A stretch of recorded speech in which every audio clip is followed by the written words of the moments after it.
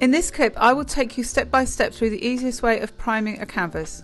I will show you the materials that I use for the preparation of my canvas for oil painting, but this gesso priming technique will work equally well for acrylic painting.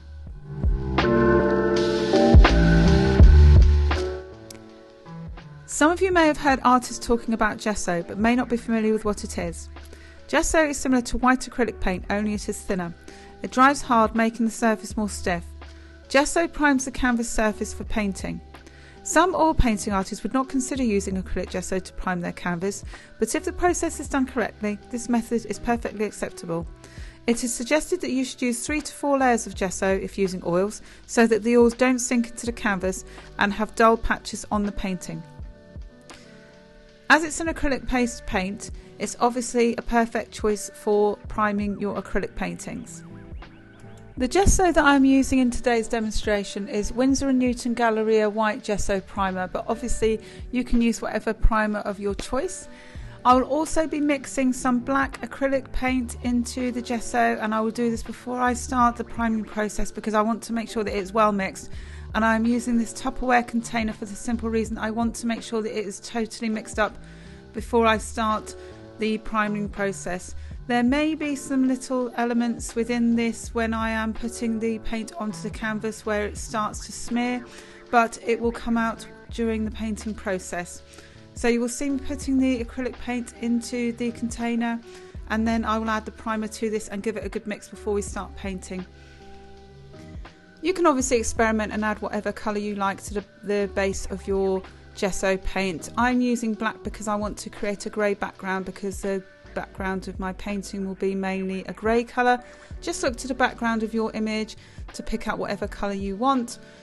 I would suggest experiment first. The most important thing to remember is that you must use acrylic paint. Don't use oil, because even if you're doing an oil painting, oil and acrylic don't mix. So it's really important that you use acrylic paint and not oil paint.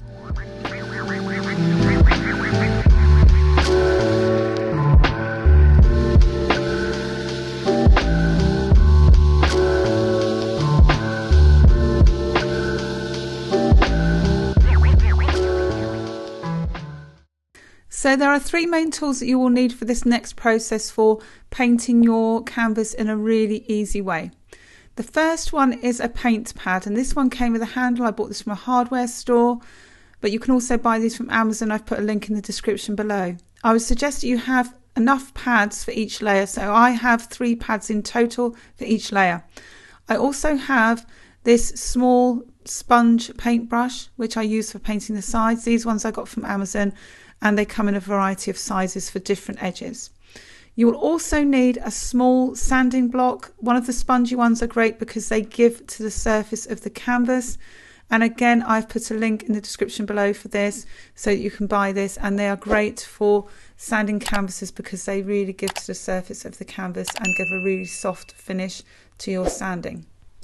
So now that you're ready to start applying your paint, the first thing you will need to do is to get yourself a flat surface for the paint, because you're going to need enough space for the paint to go onto the pad. I'm using this old plate, and then you need to apply your paint across the canvas. This is a good sized canvas to demonstrate for you, because obviously applying the paint to a larger canvas is going to be more of a challenge. I'm starting by making the marks across the canvas and then also down the canvas. You will notice as I'm going through with this that there are tiny black streaks. This is because the acrylic paint is quite old, but it doesn't matter because eventually they come out of the canvas once I go across them again. So I'm going down the way and then I will go across the way to smooth out any streaks.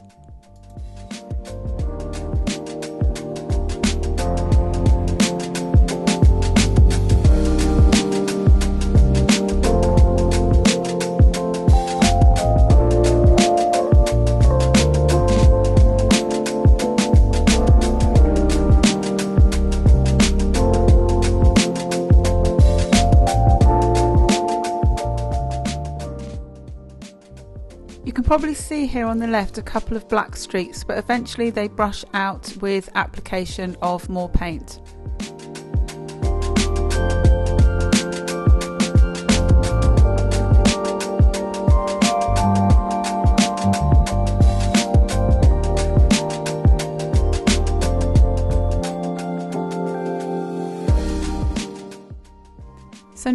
see me here putting some masking tape under the canvas. This is just because I wanted to put some items of equal height under each corner. You can obviously find some wooden stops or whatever you choose, but it's advisable to put something of equal height underneath just so that the canvas doesn't warp. And the reason I'm doing that is just so that the canvas doesn't stick to the paper. So I'm now using the smaller foam brushes to paint along the side. But what I'm doing is firstly going along the top because there may be some excess paint on the front, and then I'm going to paint the sides of the canvas. Now, sometimes people ask, should I paint the sides of the canvas? Now, I would say yes, unless you know that the painting is going to go in a frame, in which case then don't bother. The reason for that is just because you will see the side of the canvas on the wall, and obviously you want it to look as aesthetically pleasing as the front. So unless you know that it's going in the frame, then yes, you should be painting the side. And these foam brushes are excellent for painting the sides of the canvas. They come in a variety of sizes, and if you want to buy these, you will find a link in the description below. So now you will need to wash all of your painting equipment, wait for your canvas to dry before you start the next stage. Now that you have made sure that your canvas is totally dry, you can now sand it down with your sanding block, making sure that you're going over and just smoothing out all of the surfaces. Don't sand it too much so that the canvas is coming through the paint. If you get a few bits coming through, that doesn't matter because you're going to be going over it a couple more times, but just give it a really light sanding with the sanding sponge. Also, don't forget to sand down the edges.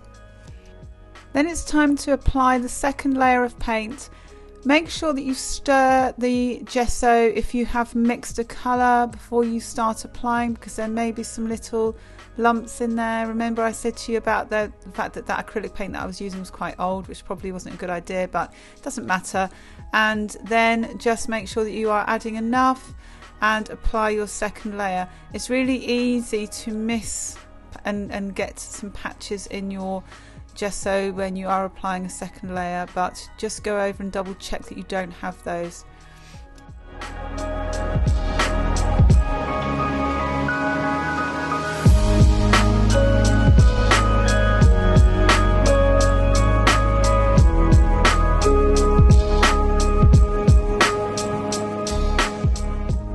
So now it's the second time to wash your equipment and wait for your paint to dry.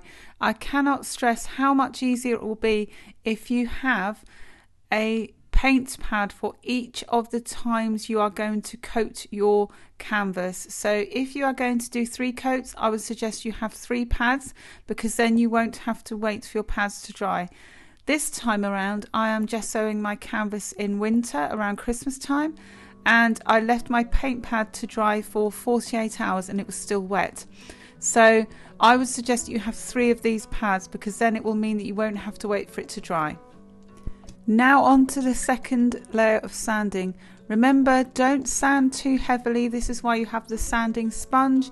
Just sand very lightly so that the third and final layer can adhere to your canvas.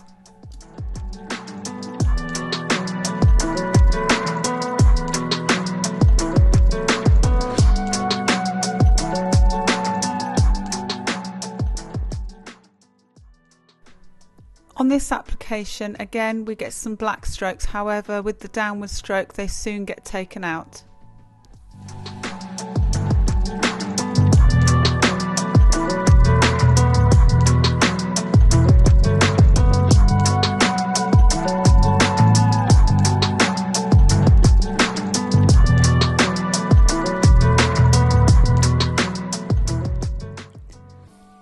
After the application of the third layer and the canvas having dried, I was happy that this canvas was completely gessoed and there was no longer a need for a 4th layer. However, you may feel that after the 3rd layer you need an additional layer, but I would generally say that this is only for the oil canvases. If you know that you are going to be going on to paint with oil paints, I would say with acrylics you only really need about 2 or 3 layers. If you would like to learn more about preparation of canvases, then why not watch the video at the top. If you would like to learn more about painting with oils, then why not watch the playlist at the bottom. Don't forget to look at the description below to find out about the suppliers we used in today's video, and don't forget to hit the bell and subscribe to be notified of future content.